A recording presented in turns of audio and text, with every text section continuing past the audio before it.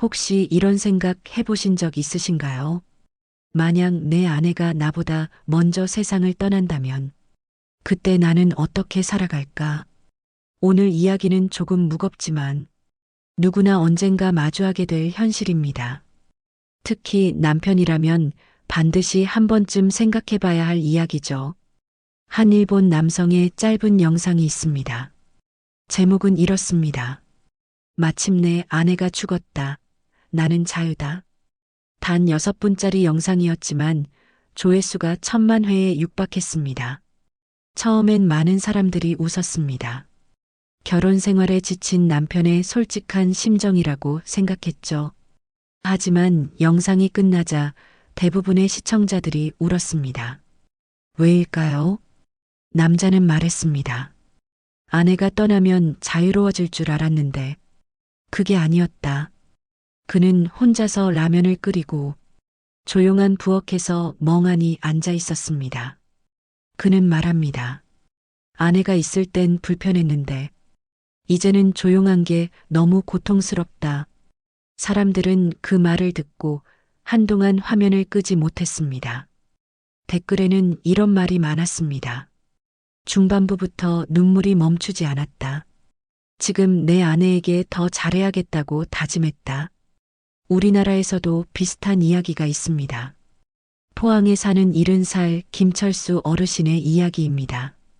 그날도 평범한 아침이었다고 합니다. 아내가 물었죠. 여보, 오늘 저녁은 뭐 먹고 싶어요? 그는 짜증 섞인 목소리로 아무거나 라고 말했습니다. 그 대화가 마지막이었습니다. 아내는 시장에 나갔다가 교통사고로 세상을 떠났습니다. 그날 이후 김 어르신은 매일 같은 시간을 견뎌야 했습니다. 아침에 눈을 뜨면 부엌에서 밥 짓는 소리가 들리는 것 같았고 저녁이 되면 현관문이 열린 것 같았습니다. 하지만 그건 착각이었습니다. 그는 말했습니다. 그때 아내에게 당신이 해주는 건 다 맛있어. 그 한마디만 했더라면 지금 이렇게 후회하지 않았을 거라고요. 사별은 예고 없이 찾아옵니다. 통계는 남편이 아내보다 먼저 세상을 떠난다고 말하지만 삶은 언제나 통계를 비웃습니다. 누가 먼저 가느냐는 아무도 모릅니다. 그렇기 때문에 지금 이 순간이 더 소중한 거죠. 아내가 세상을 떠난 뒤 남편의 삶은 완전히 달라집니다. 처음엔 주변에서 이렇게 말합니다. 이제 혼자라도 편하게 사시겠어요. 하지만 그 말은 틀렸습니다. 혼자 사는 건 편함이 아니라 텅 빈 시간의 시작입니다. 서울대 노년학 연구소의 조사 결과에 따르면 남성 어르신의 하루 일과 중 일상의 대부분이 아내와 직접적으로 연관되어 있다고 합니다. 아침에 깨워주는 사람도, 약을 챙겨주는 사람도, 식사 준비를 해주는 사람도, 심지어 가족 생일을 기억해주는 사람도 아내였습니다. 그 아내가 사라진 순간 그 모든 일상이 무너집니다. 76살 박모 어르신은 이렇게 말했습니다. 아내가 매일 6시에 나를 깨워줬어요. 이제는 알람 소리에 눈을 떠도 일어날 이유가 없습니다. 또 80살 이상철 어르신은 이렇게 말했습니다. 매일 3번 약을 챙겨 먹으라고 아내가 직접 쪽지를 써서 냉장고에 붙여놨었어요. 이제는 약을 언제 먹어야 하는지도 헷갈립니다. 병원 예약도 놓치고 약국 가는 날도 잊어버립니다. 살면서 이렇게 불안했던 적은 처음이라고 했습니다. 이건 단순히 불편함의 문제가 아닙니다. 삶의 리듬이 끊기고 존재의 이유가 사라지는 겁니다. 그래서 노년의 남편들은 배우자를 잃은 뒤 평균 수명도 짧아지고 건강도 급격히 나빠진다고 합니다. 심리적인 공허함이 몸까지 병들게 만드는 거죠. 그 중에서도 가장 큰 문제는 식사입니다. 홀로 된 남성 어르신 10명 중 8명은 하루 한 끼도 제대로 먹지 못한다고 합니다. 요리를 해본 적이 없고 재료를 고르는 법도 모르기 때문입니다. 서울의 한 복지센터에서 만난 82살 노인은 이렇게 말했습니다. 평생 아내가 끓여주는 밥만 먹었는데 이제 냄비를 잡는 게 두렵다. 라면 하나를 끓여도 예전 그 맛이 안 난다. 주방은 늘 냉기만 돌고 밥상에 앉으면 텔레비전 소리만 울린다고 했습니다. 대부분의 남편들은 아내를 통해 세상과 연결되어 있었습니다. 자녀와의 관계도 손주와의 연락도 모두 아내가 다리 역할을 했습니다. 하지만 아내가 떠나면 그 연결이 끊깁니다. 처음엔 전화라도 걸지만 점점 연락은 줄어들고 명절에도 집이 조용해집니다. 이 고립감은 단순한 외로움이 아니라 정신적 공황으로 이어집니다. 불면증, 우울증, 그리고 극단적인 생각까지도 생깁니다. 한 노인복지학 교수는 이렇게 말했습니다. 아내를 잃은 남성의 외로움은 단순한 감정이 아니라 생존의 위기다. 음식, 건강, 인간관계 모든 게 동시에 무너진다. 그렇다고 희망이 없는 건 아닙니다. 살아남은 사람들은 조금씩 다르게 살아가기 시작했습니다. 부산의 한 70대 남성은 아내가 세상을 떠난 뒤 매일 저녁에 동네 공원 벤치에 나가 사람들과 인사를 나누기 시작했습니다. 처음엔 어색했지만 서로의 안부를 묻고 농담을 주고받으며 조금씩 웃음이 돌아왔다고 합니다. 그는 말했습니다. 아내가 없다고 세상이 끝난 건 아니다. 대신 내가 세상 속으로 걸어나가야 한다는 걸 알았다. 이처럼 누군가는 절망 속에서도 길을 찾습니다. 그러나 대부분의 남편들은 여전히 집안에 머물러 있습니다. 아내의 사진 앞에서 밥을 먹고 혼잣말을 하며 하루를 보냅니다. 한 노인은 말했습니다. 아내가 있을 때는 잔소리가 싫었는데 지금은 그 잔소리가 그립습니다. 그 목소리가 내 하루의 시작이었고 내 삶의 배경음악이었어요. 이 이야기를 들으면 누구나 마음 한켠이 먹먹해집니다. 사람이란 참 이상하죠.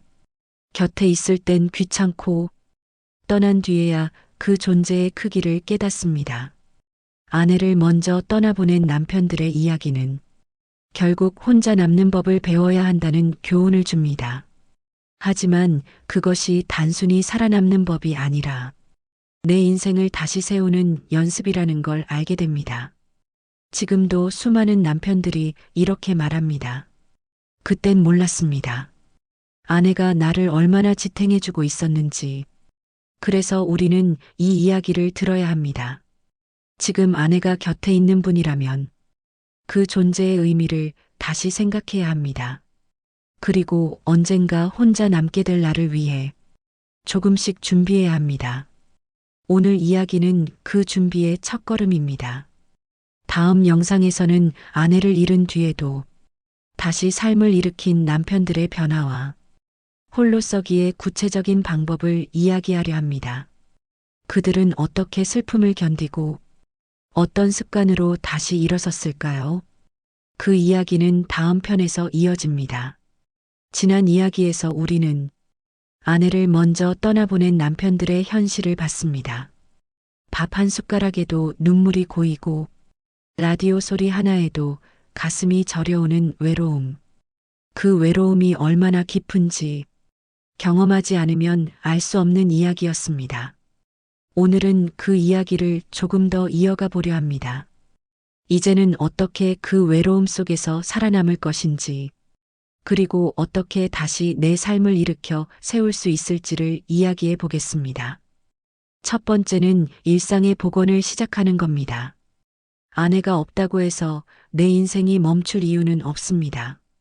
오히려 지금부터는 내 손으로 다시 하루를 만들어야 합니다. 가장 먼저 해야 할 건 식사입니다. 밥을 하는 건 단순히 배를 채우는 일이 아닙니다. 내가 나를 돌보는 연습이고 삶을 다시 일으키는 가장 현실적인 첫걸음입니다. 부산의 70대 김현수 어르신은 이렇게 말했습니다. 처음엔 밥솥을 열기도 두려웠다고 합니다. 하지만 어느 날 딸이 이렇게 말했답니다. 아빠 엄마가 했던 음식이 그리우면 아빠가 직접 해보세요. 그날부터 김 어르신은 된장찌개 하나, 계란말이 하나씩 따라하기 시작했습니다. 서툴고 어색했지만 어느 날 냄비에서 김이 피어오르는 걸 보며 문득 눈물이 났다고 합니다. 이건 내 손으로 끓인 밥이 아니라 다시 살아보겠다는 내 마음이더라. 그렇습니다. 밥은 마음입니다.